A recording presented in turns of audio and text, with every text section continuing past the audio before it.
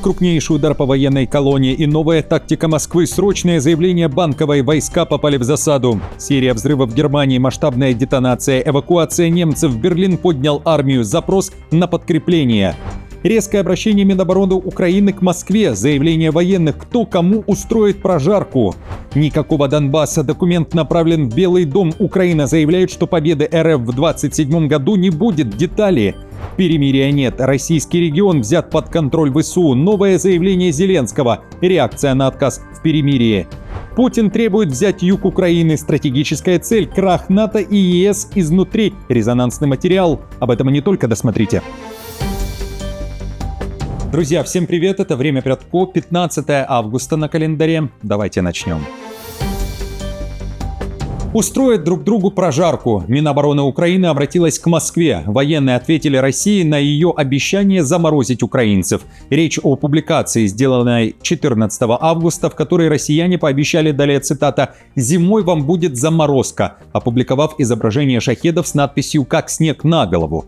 В ответ украинская Минобороны опубликовала иллюстрацию с горящей нефтебазой и 3 беспилотниками, напоминающими БПЛА «Лютый». Иллюстрацию в Киеве подписали так, цитирую: «В холод птицы летят в горящие края». В управлении стратегических коммуникаций ВСУ дополнили реакцию зимней картинкой с пылающим российским НПЗ и коротким текстом, также цитирую: «Согреемся огнем российских НПЗ». К битве мемов подключилась и украинская оборонная компания Firepoint, опубликовав в сети изображение ракеты на фоне Москвы. «О зиме поговорим после осени», написано на этой ракете. Украинцы в соцсетях по-своему отреагировали на обещание России заморозить и бить по стране. В интернете появилось много мемов. Есть, например, изображение замороженной куриной тушки с 2 головами. Намек на двуглавого орла, символа РФ, с надписью «Отмороженные на все головы». И горящего российского беспилотника в снегу. Снег сойдет, отморозки тоже. А также ракет «Фламинго» с фразой «Да хоть камни с неба» и дронов-перехватчиков P1Sun с нецензурным ответом на тему российского снега. Серия масштабных взрывов в Германии. Проводится эвакуация немцев. Экстренные службы запрашивают подкрепление. На западе страны вспыхнул крупнейший в истории региона лесной пожар, превратившийся в настоящую адскую ловушку. Из-за аномальной жары в общине Хюртгенвальд пылает более 300 гектаров леса, а стена огня подступила вплоть к жилым домам на расстоянии 150 метров. Власти объявили экстренную массовую эвакуацию. Свыше 2000 жителей поселка Гай спешно покидают свои дома. Ситуация критическая. Прямо в земле от высокой температуры беспрерывно детонируют тысячи не разорвавшихся снарядов, авиабомб и мин времен Второй мировой войны. Этот регион печально известен жесточайшей исторической битвой в Хюртгенском лесу, и теперь его земля буквально взрывается под ногами. Пожарным строго запрещено входить вглубь леса из-за смертельного риска подрывов, поэтому Берлин задействовал бундесвер и бронированную военную технику. Местные власти уже экстренно запросили дополнительную помощь и новые армейские подразделения, пока над зоной бедствия гремят взрывы. Ситуацию осложняет сильный ветер, жара и густой дым. По меньшей мере 5 человек пострадали, а некоторые подразделения спасателей были вынуждены отступать из опасных секторов. Мы только что сказали, что хотим запросить дополнительные подразделения. Я не могу назвать вам точное число, но я бы сказал, здесь работает около 300 человек. У армии более мощные вертолеты, которые могут перевозить больше. Но я особенно благодарен Бундесверу, особенно прошлой ночью, за то, что они прислали нам бронированные эвакуационные автомобили, которые смогли расширить просеки, проложенные лесной службой.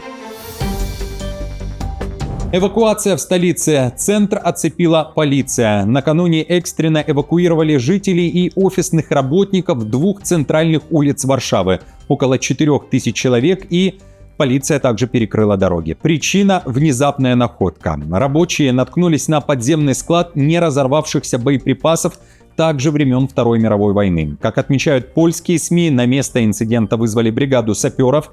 Они извлекли из котлована более 50 артиллерийских снарядов. Спецоперация длилась несколько часов, после чего эвакуированным гражданам разрешили вернуться в дома. Это уже не первый подобный инцидент за последнее время.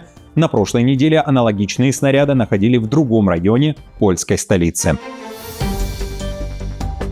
Масштабный удар по военной колонии и новая тактика России. Войска попали в засаду. Киев и Москва отчитались о масштабных ударах по логистике. Украина заявляет, спецназ «Альфа» СБУ уничтожил несколько колонн техники РФ и не только. В официальном заявлении говорится, что основные удары были нанесены на линии фронта и далеко за ней. За месяц выбито 2400 единиц автотранспорта. Украина опубликовала соответствующие кадры. Они также системно выжигают транспорт оккупантов на линии боевого столкновения и далеко за ней, лишая врага возможности обеспечивать свои подразделения горючим, боеприпасами и личным составом. 14 групповых ударов ракетами и ударными БПЛА за неделю. Такой отчет подает российская сторона.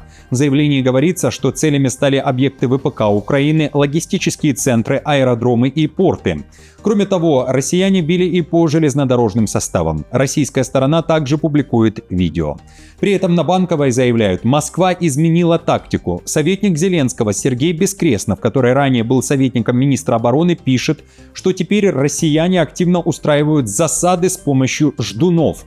На военном сленге это фактически наземные мины БПЛА, которые находятся в засаде и активируются после приближения цели. На этот раз Россия оснастила их микрофонами. Бескреснов также показал кадры. Внимание, враг применяет новую тактику. Ждун прячется вне поля зрения водителя и использует микрофон для фиксации проезда транспорта. КНДР готовит новую масштабную переброску войск в Россию. Речь идет уже не о 30 тысячах солдат, а о 50, пишет японское информагентство Kyodo News. Подкрепление может прибыть в Россию уже к концу ноября этого года. Предположительно, северокорейские военные будут действовать в Курской, Брянской и Белгородской областях, освобождая российские подразделения для других участков фронта. У Северной Кореи достаточно военных, чтобы осуществить такую переброску без серьезного ущерба для собственной обороноспособности. Даже несмотря на то, что война в значительной степени зашла в тупик, страна, ведущая затяжную войну, неизбежно будет ощущать нехватку личного состава. Таким образом, северокорейские пехотинцы могли бы охранять тылы войск России, высвободив больше российских военнослужащих для боевых действий на передовой в Украине, анализирует Хан. Никакого перемирия. Одна из главных и последних тем – это резкий ответ Москвы и реакция Киева. Россия отвергает идею прекращения огня в Черном море. Там заявили, что не получали официального предложения от Турции о моратории на боевые действия в акватории. Кроме того, в МИД РФ заявили, что не намерены соглашаться на полумеры, которые, по версии российского ведомства, позволят Украине получить временную передышку. Об этом пишет Рейтер со ссылкой на слова Захаровой. Издание напоминает, что поводом стали не только инициативы Турции, но и переданное Киевом через посредника предложение взаимно остановить удары по гражданским судам и портам Украины и России. В РФ ответили ультиматумом: НАТО должно отступить. И не только. Так, уверяют у Лаврова, можно достичь мира. Прежде всего, речь идет об устранении угроз безопасности, возникших в результате расширения НАТО на восток и попыток втягивания Киева в Североатлантический альянс. Не менее важно добиться гарантии восстановления и соблюдения законных прав русского и русскоязычного населения на территориях, остающихся под контролем киевского режима. Есть уже и реакция Киева на заявление Лаврова, который также отверг предложение о заморозке войны. Напомню его слова. Если мы сейчас вдруг остановились бы на линии соприкосновения, мы, по сути дела, позволили бы перечеркнуть подвиг наших дедов и прадедов, которые победили нацизм.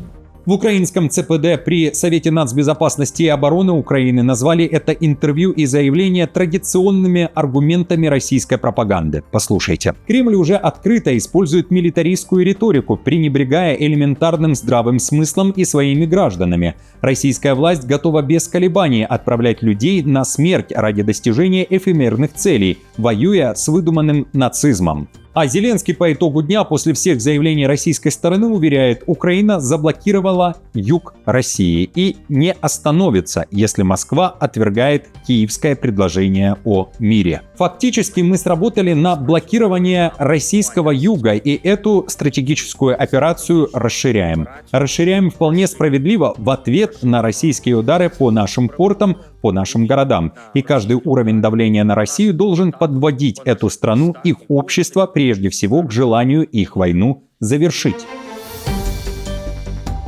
Россия может не захватить оставшуюся под контролем Украины часть Донбасса даже в 2027 году. Такую оценку Киев негласно передал администрации Трампа.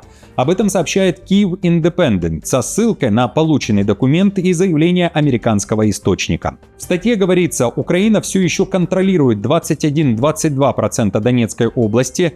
Киев в своем письме предупредил Вашингтон, что российское продвижение значительно замедлилось, а прежние дедлайны России по взятию под свой контроль украинских земель провалились.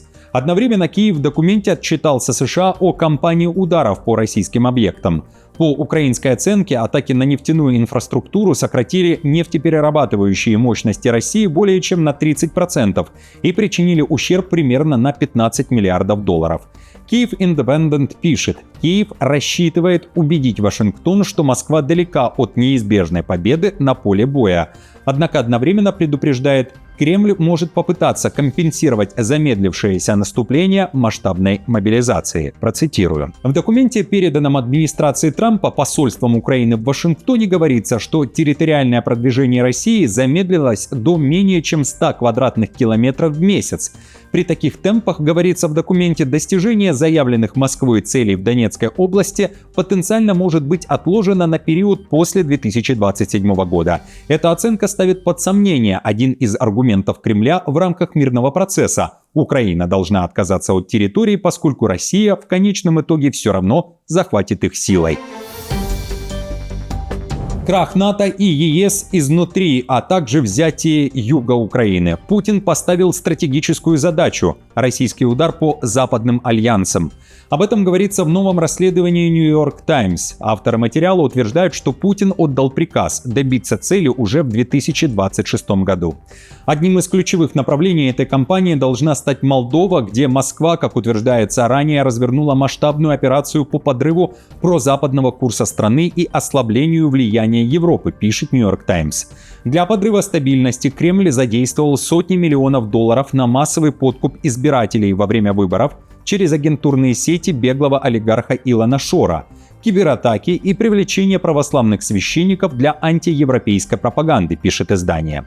В целом, вывод из материала таков. По данным источников New York Times, Путин поставил общую цель – ослаблять и дестабилизировать западные структуры изнутри, а Молдова приводится как наиболее подробно раскрытый пример используемых методов – вмешательство в выборы, финансирование лояльных сил, дезинформация, кибератаки, организация протестов и подготовка провокаторов. Кроме того, авторы пишут, что Путин требует взять Одессу и в целом юг Украины. Процитирую. Молдова могла бы стать идеальным плацдармом для России для дальнейшей агрессии либо против Украины, либо против Запада, заявили чиновники, добавив, что Путин по-прежнему надеется завоевать полосу Южной Украины, чтобы создать сухопутный коридор, связывающий Россию с Молдовой.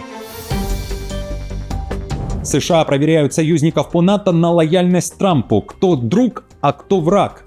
Как пишет Bloomberg, Вашингтон разослал странам Альянса анкету перед пересмотром американского военного присутствия в Европе. Союзников спрашивают, поддерживали ли они публично внешнюю политику США, какие ограничения вводили для американских военных на своих базах и есть ли у них возражения против правил, мешающих контратакам с американскими компаниями. Отдельный вопрос, согласна ли страна с подходом Пентагона действовать решительно, четко и тихо. Собеседники Bloomberg заявили, что союзники считают анкету попыткой вынудить их демонстрировать лояльность в обмен на американскую защиту. В НАТО подтвердили, что Вашингтон действительно обсуждает с союзниками будущее военного присутствия в Европе. При этом в США официальное содержание анкеты не комментировали. Анкета также затрагивает спорный вопрос оборонных бюджетов, требуя предоставить подтверждение соблюдения требований по достижению целей в сфере расходов на оборону и замене американских военных ресурсов европейскими силами. Целью киллера, который действовал по заданию ФСБ РФ в Варшаве, мог стать украинский рэпер Kyivstoner. Об этом накануне сообщило польское издание РМФ-24. По его данным, у российской спецслужбы были свои мотивы. Еще месяц назад в ФСБ заявили, что Kyivstoner, настоящее имя Альберт Васильев, был причастен к спецоперации СБУ по поставке в Россию из Словакии через Польшу и Беларусь беспилотников, которые затем должны были использоваться для нанесения ударов по объектам военной инфраструктуры России. Тогда же на одном из федеральных каналов вышел сюжет, в котором задание по ликвидации украинского рэпера назвали, цитирую, «делом чести для российской разведки». Вот фрагмент этого материала. Свой последний в жизни 35-й день рождения он отметил в этом году. Сам Киевстонер тогда все обвинения отверг и назвал историю абсурдной. По его словам, он не понимает, зачем российским властям понадобилось привлекать к нему такое внимание. Отмечу, рэпер родом из Киева, кроме украинского, у него есть гражданство США. В четверг в Польше заявили о задержании гражданина России, который должен был ликвидировать неугодного путинскому режиму человека. Это была цитата. Крупнейший сбой в энергосистеме Центральной Азии. Блэкаут без обстрелов. Казахстан, Кыргызстан, Таджикистан и Узбекистан одновременно столкнулись с масштабными отключениями электроэнергии. В Алматы на фоне сбоя перестали работать светофоры, возникли пробки, наблюдались перебои со связью и водой, были остановлены некоторые станции метро. Проблемы с энергоснабжением подтвердили также в Бишкеке и Иссык-Кульской области Кыргызстана, ряде городов Таджикистана, а также Сурхандарьинской области Узбекистана. Ближе к вечеру Минэнерго всех стран сообщили, что электропитание полностью восстановлено. При этом власти озвучили причины внезапного и одновременного блэкаута. В Казахстане заявили, что виной всему резкое изменение перетока электроэнергии в центральноазиатской энергосистеме, из-за чего возникла аварийная нагрузка и автоматика отключила часть линий или потребителей, чтобы не допустить более серьезной аварии. В Кыргызстане считают, чтобы озвучить причины сбоя, надо провести расследование. Такой же позиции придерживается и Таджикистан. Там создали межведомственную рабочую группу для выяснения всех обстоятельств ЧП. Как известно, в крупных энергосистемах аварийное отключение отдельных электростанций или линий электропередачи может нарушить баланс между производством и потреблением электроэнергии, в частности, привести к снижению частоты электрического тока. Если своевременно не принять необходимые меры, авария может распространиться с одного региона на другие, привести к масштабным отключениям и даже системной аварии блэкауту. Друзья, на этом все. Спасибо большое за поддержку. Мне будет приятно, если поставите лайк, подпишитесь на канал, оставите комментарии и будете смотреть другие выпуски, которые уже опубликованы на нашем канале «Время Предко».